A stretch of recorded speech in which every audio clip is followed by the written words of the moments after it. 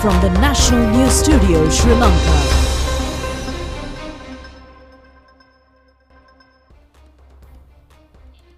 A pleasant evening and a very warm welcome to the National News on Rupavahini. I'm Delanjali Ananda. And I am Dishant Veerakone, and we start off by taking a look at your headlines for tonight. Remains of the female child disappeared in Alutgama in Bandaragama have been found. A decline in queues for fuel has been witnessed. The President informs the Central Bank Governor that the fullest support of the government is being extended to the bank to carry forward its tasks independently. A donation of medical equipment valued at 260 million rupees from the Indian government. The Goa Face protest completes 50 days. Lal Kanta says that the location of the protest site should be changed. The Sri Lanka Administrative Services Association presents a national policy to come out of the economic crisis. President of Ukraine says people of his country have the strength to consolidate their future. Victorious Sri Lanka team returns to the island after defeating Bangladesh in a test tournament. Starting off with the top story for tonight. Now, the body of the 9-year-old female child who disappeared in Atulgama in Bandaragama was exhumed this afternoon. People in the area have found the remains buried in a marshland in front of the Alutgama mosque located near her residence. According to a police complaint, Mohammed Akram Fatima, student in Year 4 at the Al Ghazali Vidyalaya in Alutgama, was disappeared around 10 a.m. yesterday.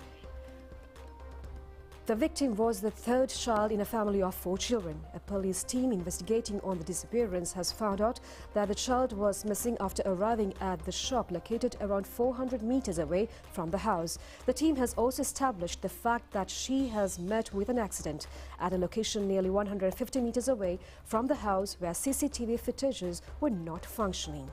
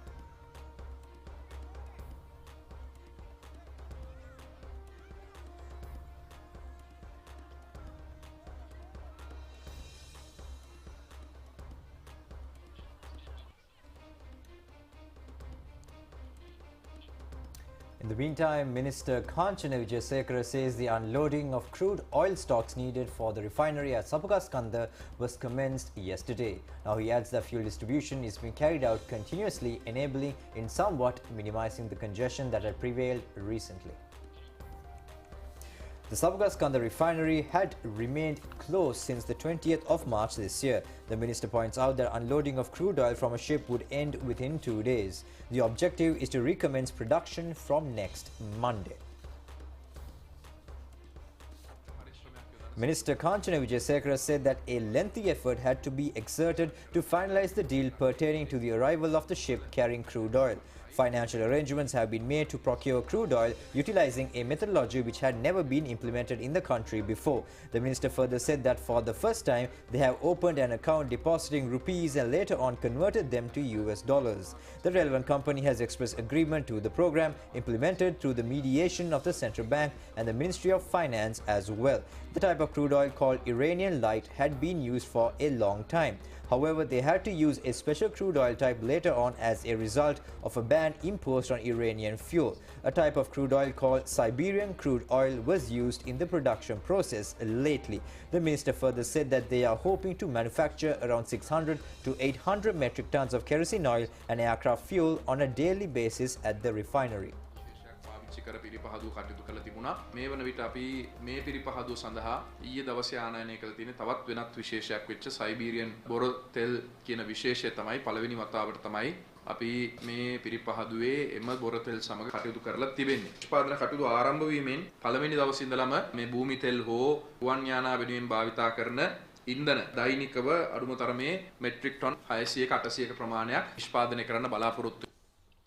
A decline in queues for fuel is attributed to the diesel and petrol supply to the country under the Indian Credit Scheme and the unloading of petrol from a ship purchased through the mediation of the central bank. Minister Kanchana Wijesekara says these stocks are sufficient for 2 weeks. Another ship carrying diesel under the Indian Credit Line was scheduled to arrive in the island tomorrow, but its journey would be delayed by 2 more days as a result of the rough conditions in the sea. Plans are underway to obtain all types of fuel for the month of June.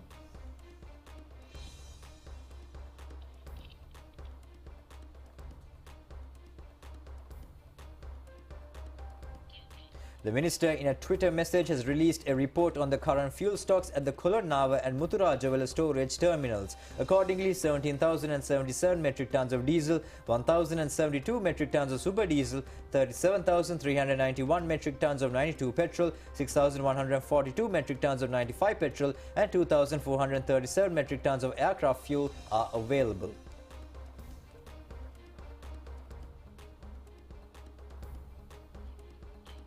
Fuel distribution from the Kolonava installation is being conducted continuously.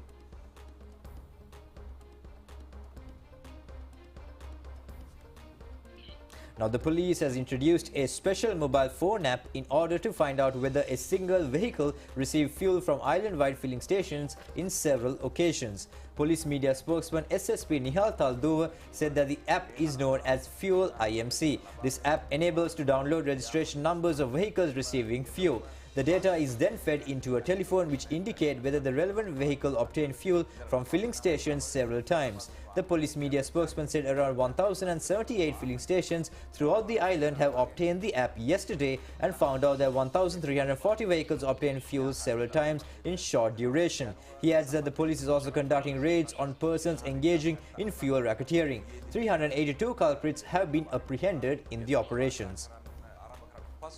වාහන 1347ක් අවස්ථා කිහිපයකදී ඉන්ධන ලබාගෙන තිබීම නිරීක්ෂණය. ඒ වගේම පසුගිය කාලය තුල දිවෙන පුරා මේ ආකාරයට ඉන්ධන ජාවාරම් කරනු ලබන අධික මිලට ඉන්ධන විකුණනු ලබන පුද්ගලයන් සම්බන්ධ වැටලීම් සිදු කරා. මේ වැටලීම් වලින් සැකකරුවන් 382ක් පමණ අත්අඩංගුවට ගැනීමට කටයුතු කර තිබෙනවා. මේකෙදී සමහර Minister Kanchana Wijesekara further says that measures are being taken for an uninterrupted supply of electricity. Minister Kanchana Wijesekara said that the hydropower electricity would not be able to be used continuously for a longer duration. Therefore, 31,000 metric tons of diesel, 63,000 metric tons of furnace oil and 11,000 metric tons of special type called naphtha have to be utilized for power generation. He further said that people in the country have not yet realized the seriousness of the power crisis in the country. He also said that if a revision of power charges is not conducted at this moment on low-income earners and government hospitals, some price revisions will have to be carried out immediately for industries and hotels which consume higher quantities of electricity. The minister also said that solar power is the best alternate for the power crisis. Now, President Gotabaya Rajapaksa says the fullest support of the government will be extended to the central bank to carry forward its task in an independent manner. Now, the president also appreciates the measures taken by the governor of the central bank, Dr. Nandalal Veerasinghe, for the exceptional program conducted within a short duration to control the financial crisis. The President has made these observations at a meeting with Central Bank Governor Dr. Nandalal Veerasinghe and Member of Monetary Council Sanjeeva Jayawardena at the President's office in Fort Colombo this morning. Dr. Nandalal Veerasinghe has stated on this occasion that the program being conducted through discussions with the financial institutions, including the IMF, by obtaining the expertise of the veterans in the economic sector, has shown successful progress. Dr. Veerasinghe has also made a clarification on the program being implemented to control inflation and to strengthen the economy of the country. The President has responded saying that the government will extend support for the continuous progress of the program without political interventions. The Central Bank Governor has also expressed hope of reaching social and economic stability through the continuous operations currently being conducted. The President has also pointed out in his willingness to engage in mediations on the state leader level to facilitate the progress being conducted with international financial institutions. Now, a special discussion between Sri Lankan High Commissioner in India, Milinda Moragura, and Minister of Finance and Institutional Affairs of India, Nirmala Sitharaman, has taken place at the office of the Indian Finance Ministry yesterday. The objective of the discussion to evaluate the present state of the bilateral cooperation and exchanging of further opinions regarding future course of action. The talks were a follow-up of the round of talks conducted between the two countries in April of this year. India and Sri Lanka have participated in a session of the International Monetary Fund in Washington last April as partners of multilateral and bilateral development. High Commissioner Milinda Moragura has specially appreciated the role played by the Indian Finance Minister at the meeting by presenting facts regarding Sri Lanka in parallel to the proceeding. The gratitude of the Sri Lankan government and its people to India over assistance extended in the form of the provision of fuel and essential commodities were also expressed on this occasion. The meeting has also dealt with several other issues, including increasing the quantity of Indian aid as well. A stock of medical equipment donated by the Indian government was handed over to Minister Kehelia Rabukwala yesterday. The value of the equipment presented by the acting Indian High Commissioner Vinod K. Jacob amounted to 260 million rupees. A ship of the Indian Navy has also been deployed for the speedy distribution of humanitarian aid. The craft is equipped with unloading facilities of 5,600 tons of goods. The ship is carrying, in addition to the medical supplies, kerosene oil for the use of Sri Lankan fishermen. The Ceylon Fisheries Corporation is scheduled to distribute the kerosene stocks. A stock of dried food parcels provided under Indian aid was distributed among plantation families in the Valimara Divisional Secretariat Division today. Valimara Divisional Secretariat Division Secretary Chaminda Veerasinghe said steps have been taken to distribute the food items among 12,000 families. Rice stocks received under Indian assistance were also distributed in the Colombo district today. Each of the 5,000 families was provided with 10 kilos of rice at Siddharth Aramaya in Koswatta, Navala. Now, traders say that the economic centres are reporting somewhat a reduction in the receipt of the vegetable stocks. Now, the reason has been said that the heavy costs incurred in transporting the produce is the reason. The farmers point out that determining the prices of vegetable stocks reaching the market has become a problem. Farmers say they are now compelled to bring vegetable stocks only 1 or 2 days in a week. They add that they are forced to spend their time in field queues. They further say that actually the consumers are paying the money spent on field to purchase the vegetables. Meanwhile, farmers in the Anuradhapura district say vegetable harvest has declined as a result of shortages in fertilizer and agrochemicals. The farmers have pointed out that therefore the vegetable prices are extremely high. Now, provision of fuel to farmers has already commenced. Now, Minister Mahinda Amaravira, at a discussion with farmers in Agunkola Palace today, has pointed out of locations from where fuel could be purchased. Minister Mahinda Amaravira said that fertilizer is not being provided even if you pay for it. The reason being the current Ukraine-Russian war. The minister further said that they have requested 65,000 metric tons of fertilizer from India. However, they have come to know that even India has banned the exporting of fertilizer. The minister has pledged to distribute fertilizer among the farmers as soon as they have received them. He added that out of the 65,000 metric tons of fertilizer requested, 5,000 metric tons will be provided for maize cultivation and 10,000 metric tons for tea cultivation. The remaining 50,000 metric tons are to be distributed among the farmers.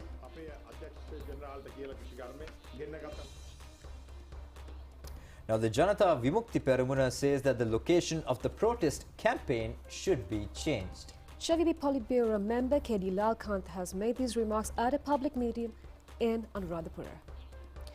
JVP Politburo member K.D. Lalkantha said that political stability is essential to find a solution to the crisis. He added that the present state of events would not be able to achieve this objective. Lalkantha further said that therefore the people should be given the opportunity to go to the polls to establish an administration of their choice. He added that there is no use of talking about problems without fulfilling this demand. Now, the president of the United National Party, Vajra Abewardena, says all parties must come into an agreement regarding the bringing up of a national policy framework for the constitution, which could not be changed for 20 years. President of the UNP, Vajra Abewardena, said that a national responsibility of any political party at this moment is to demonstrate their exceptional abilities to bring the country out of the crisis. The parties must table their proposals for the setting up of a national policy framework. The new constitution requires to adopt such a framework to safeguard the people's economy. He added that the responsibility of all 225 members of parliament is to assist in the drafting of legislation, preventing hereafter the tragedies being experienced by the people. The Sri Lanka Administrative Services Association has taken measures to present a series of proposals to strengthen the economy of the country within a short period. It was officially declared today. The report is comprised of policies that are relevant to the government, the opposition and the general public. Unveiling of the national policy took place at the Postal Department Auditorium in Colombo today. Senior officials of the SLAS, retired officials and youth have been instrumental in the preparation of the national policy. Seeking of local and foreign opinions on the proposals is also anticipated. The Sri Lanka Administrative Services Association aims to publicise the programme it commenced today by the 31st of October this year.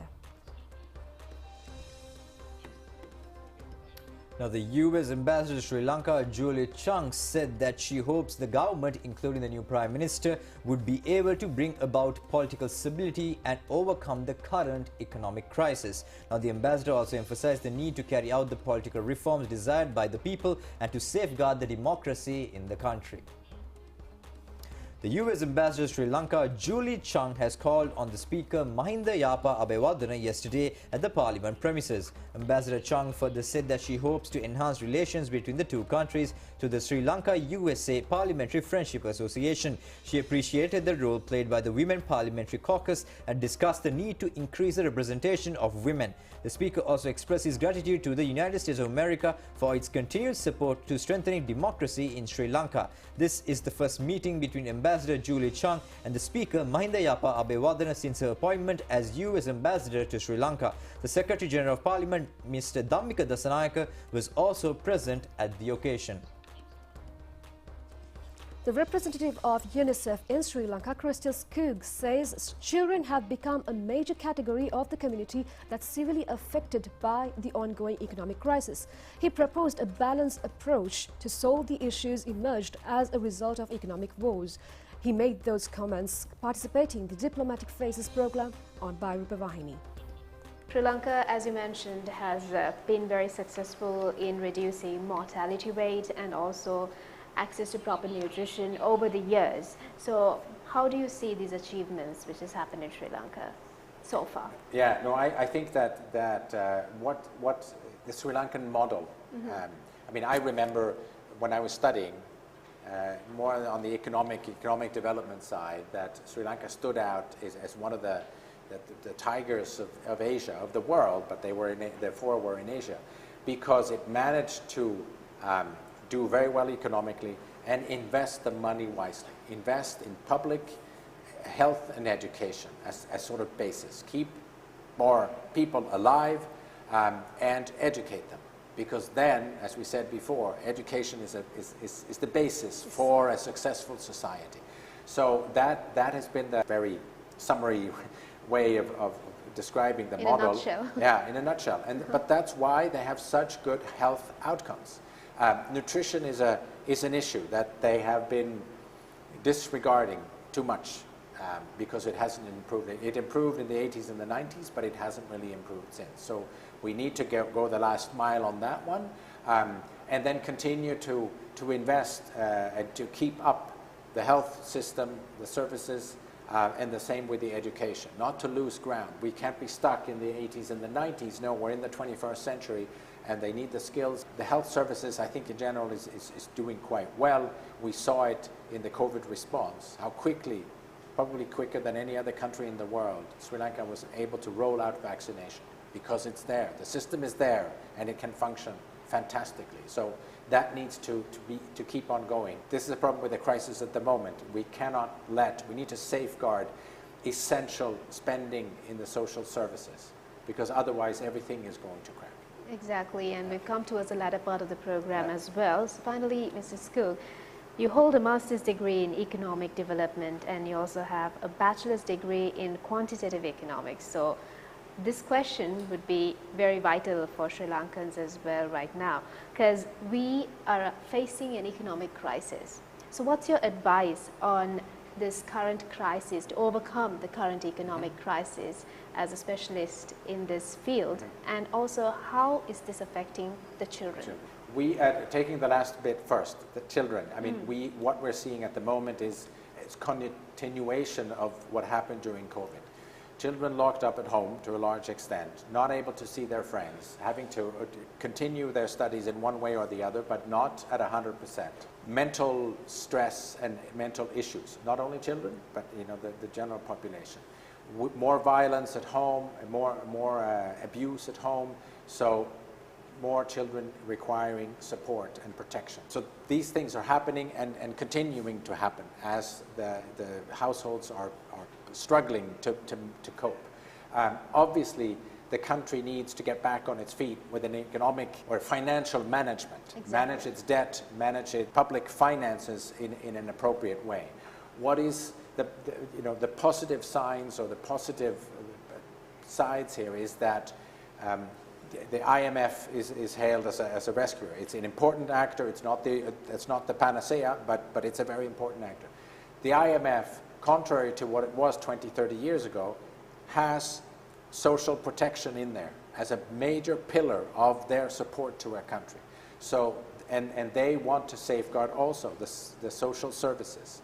So that's what we are, that is the solution. That's part of the solution. To balance, you need to generate more income, you need to work on your taxes, you need to manage the debt out there, but at the same time, you cannot just say, okay, so let's not spend anything on social services. Then you're going to generate many other problems. So you need to balance that. You need to have the minimum spending in the key social services. And actually, Sri Lanka has a pretty no spending. So we're a bit concerned about low spending, but it's a pretty efficient spending.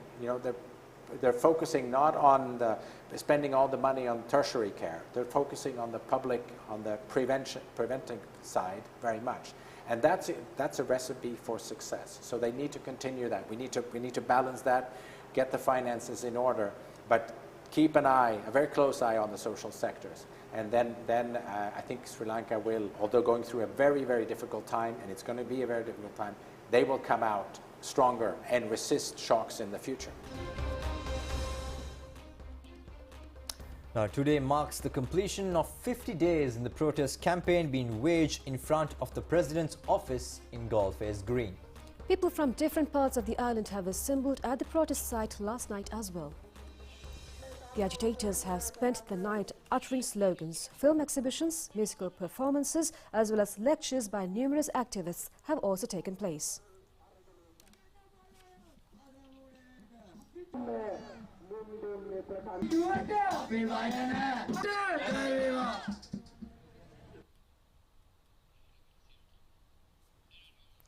A demonstration on push bicycle cycling was also conducted at the location today. The objective of this event was to find cheap and alternative modes of transport in the face of the existing fuel crisis. A group of cyclists, including child cyclists, were engaged in the exhibition Fit Cycle Tour, giving prominence to fulfill the aims of minimizing cost of living and creating a green country. The agitators have also engaged in the social hospitality program of cleaning the Golface beach today.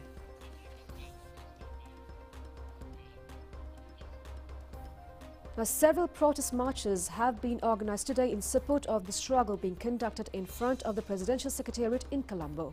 Now, these marches were held in connection with the completion of 50 days of the protest. One of the marches has commenced near the Liberty Roundabout in Kollupitia.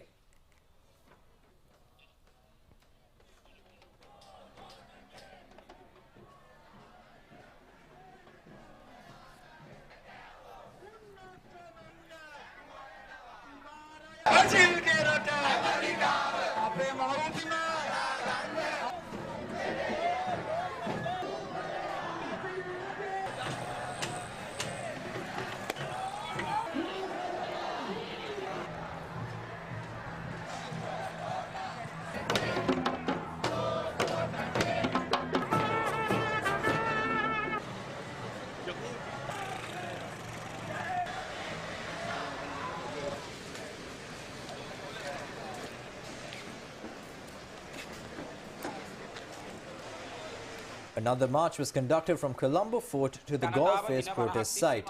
Large number of youth have participated in these events.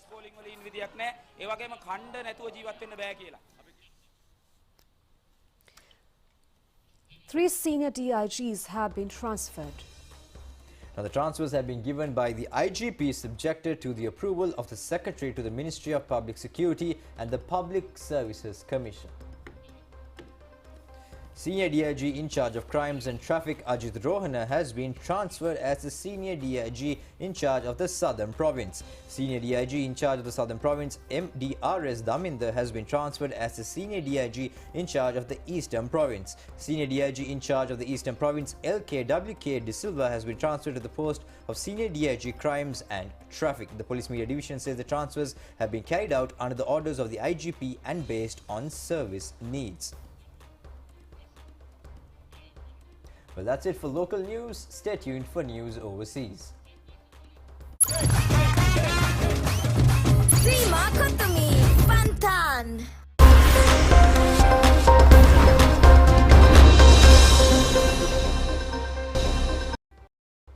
Welcome back. On foreign news, Ukrainian President Volodymyr Zelensky says that Ukraine is a country that has destroyed the myth about extraordinary power of the Russian army.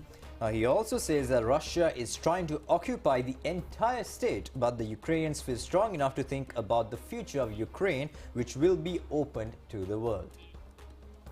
Russia's defense ministry has said that the Ukrainian town of Liman had fallen under the full control of Russian and Russian-backed forces in eastern Ukraine. Meanwhile, the Ukrainian troops could withdraw from the big eastern city of Severodonetsk, which Russian forces are close to surrounding, Ukrainian officials said. They further said that more than half the housing had been destroyed and almost all buildings there had been damaged. All remaining residents were in shelters. Ukraine says that Russia has made seizing the whole eastern Donbas region a key war aim. Yesterday, the UK Prime Minister Boris Johnson said Ukraine needed long-range multiple-launch rocket systems. He says the UK continues to support the Ukrainians militarily.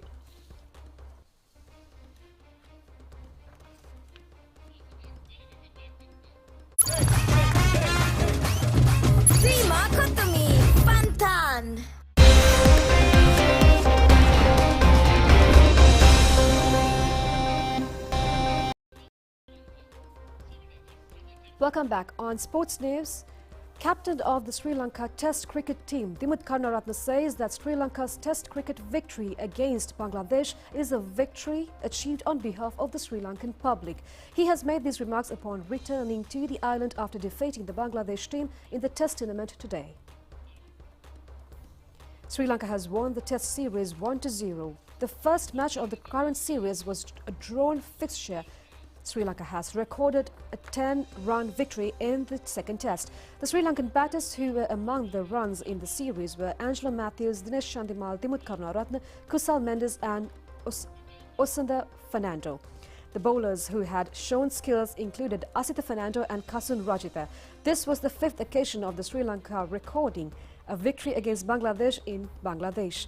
With the victory, Sri Lanka has been elevated to the fourth place in the world's Test cricket rankings.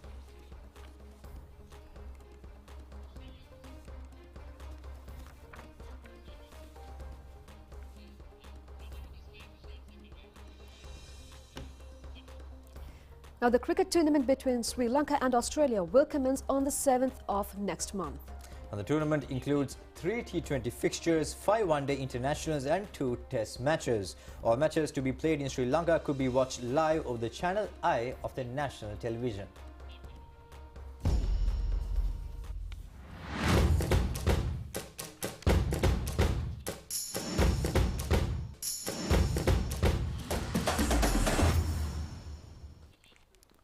Now, Australian cricketers arrive in Sri Lanka for a full cricket tournament after the year 2016. The tournament is scheduled to conclude on the 12th of July. The T20 matches will be played first and thereafter the ODI matches will commence. The first test match of the current series between the two countries is scheduled to be conducted from the 29th of next month to the 3rd of July. The second test match of the current series will commence on the 8th of July. Both of these test matches will be played at the Galle International Cricket Stadium.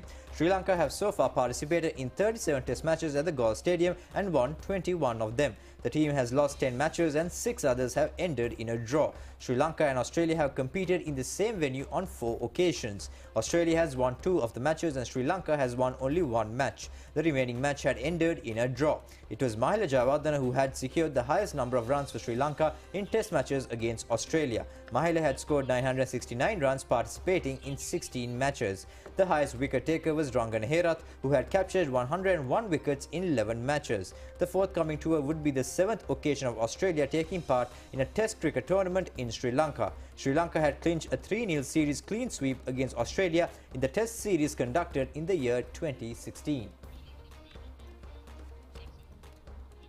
Now, the Rajasthan Royals team has gained eligibility to enter the finals of the Indian Premier League cricket tournament. For the second occasion yesterday, the team beat Royal Challengers Bangalore team in a semi-final match at the Narendra Modi Cricket Stadium in Ahmedabad yesterday. The Rajasthan Royals team, after winning the toss, has invited the rivals to bat first. According to the Royal Challengers team, has scored 157 runs for the loss of 8 wickets at the end of 20 overs.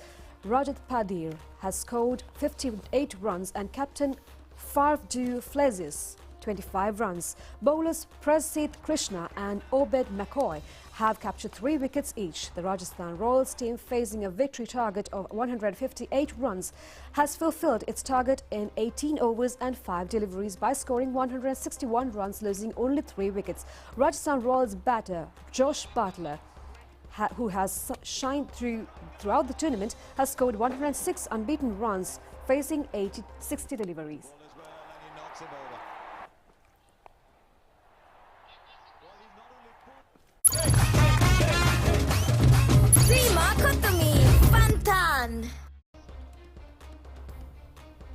Well, that's a wrap of tonight's Primetime News Bulletin here at the Sri Lanka Rupavahini Corporation. And until we meet again next time, do take care, stay safe and good night.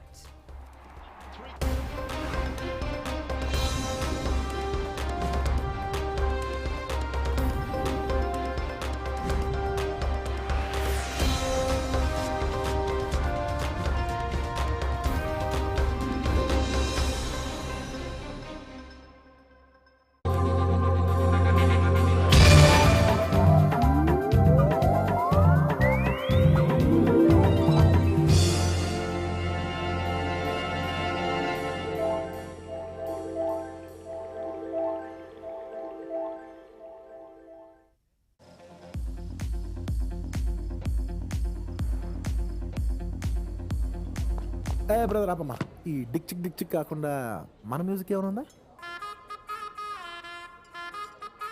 అబ్బా, కడుపు నిండిపోయింది బంగారం. ఎవరి గురించి మాట్లాడదాం? రెడ్డి గారు ఈయన లైఫ్లో స్పైస్ ఉండదు.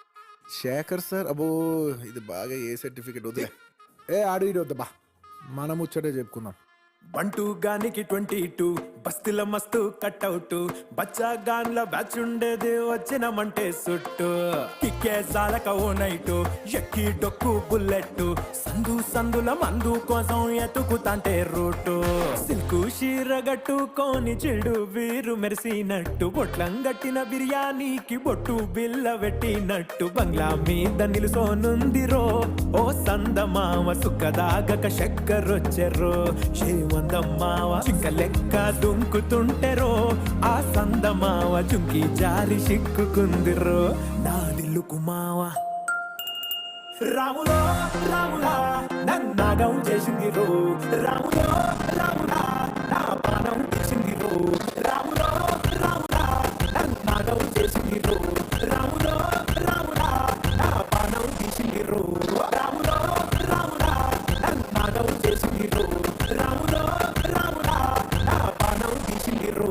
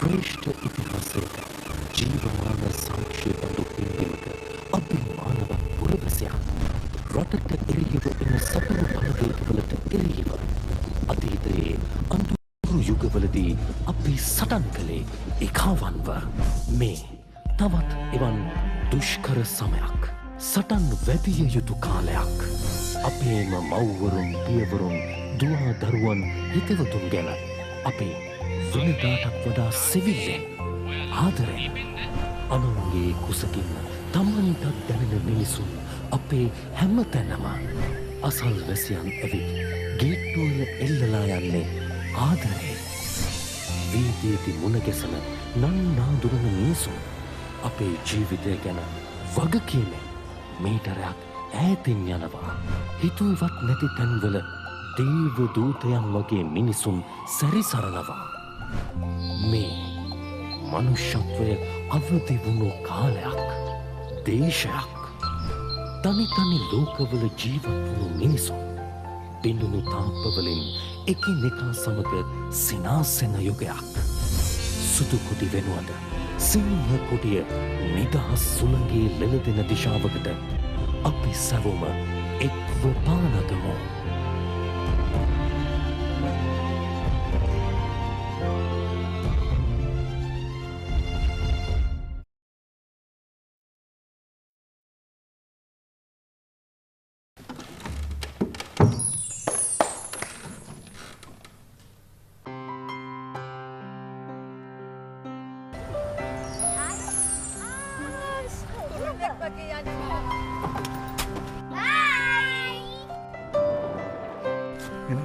manggilin.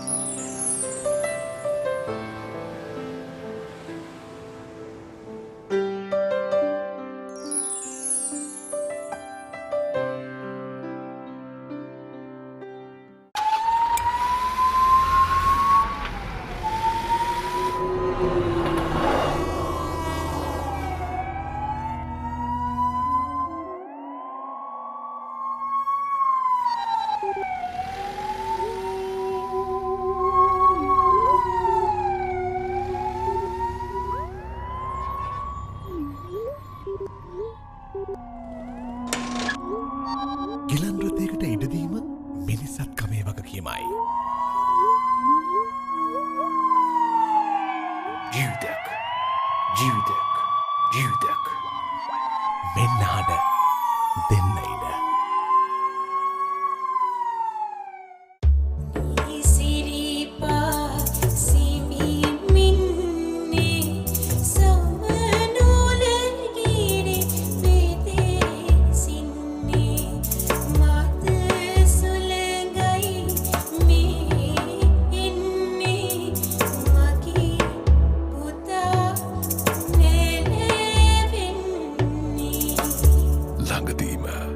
ජාතික රූපවාහිනියෙන් තානාවකාශයක නාද සංභාෂණය The Sound of Music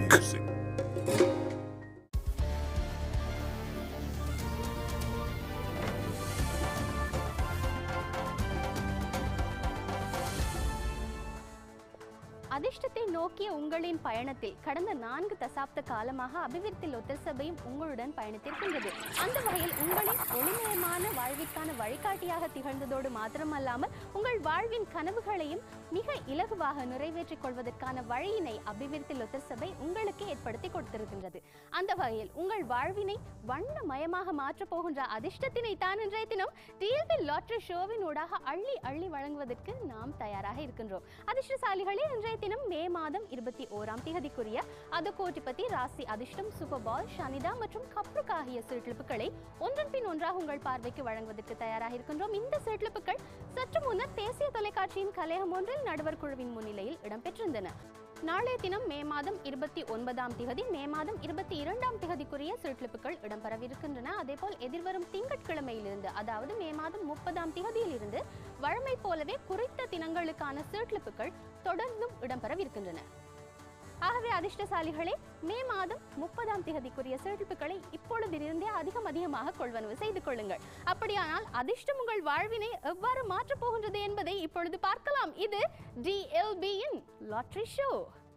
இன்றைய தினம் நடுவர் குழு உறுப்பினர்களாக கடமையாற்றியவர்கள் விரைவரி திணைக்களத்தின் சிரேஷ்ட ஆணையாளர் திருமதி LM சந்திரிகா வீரகோன், ஜனாதிபதி செயலகத்தின் கணக்காளர் திரு AMS பிரியங்க மற்றும் தேசிய கணக்காய்வு அலுவலகத்தின் கணக்காய்வு உத்தியோகத்தர் திரு R பிரதீபன்.